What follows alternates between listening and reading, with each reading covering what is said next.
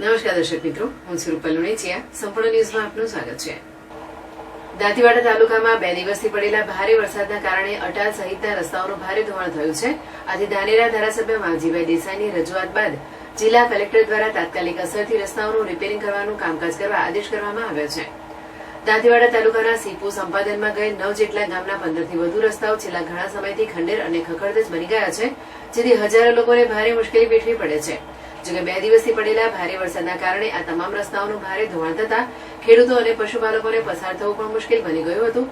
જેમાં ખાસ કરીને અટાલ, લક્ષ્મીપુરા સહિતના રસ્તાઓ પર પાણીનું વહેણ ચાલતા મસ્ત મોટા ખાડા પડી ગયા હતા, જેથી ધાનેરાના ધારાસભ્ય માવજીભાઈ દેસાઈ દ્વારા તાત્કાલિક અસરથી જિલ્લા કલેક્ટર મિહિર પટેલને ટેલિફોનિક જાણ કરવામાં આવી હતી.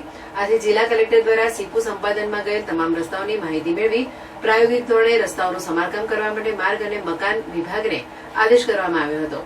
દાંતીવાડા મામલતદાર માધવીબેન પટેલ પણ આ અંગે સતત અપડેટ મેળવી રહ્યા છે.